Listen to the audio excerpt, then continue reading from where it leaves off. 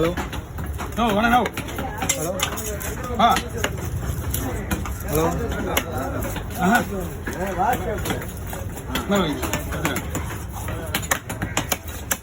மரக்கட்டு வெடி இருக்கிறது விடுவிப்போம்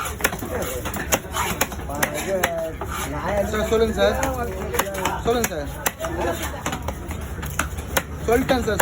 சொல்லிட்டேன் இல்லை சஞ்சய்கிட்ட சொல்லியிருக்கான் அவன் போகிறேன்னு சொல்லியிருக்கான்.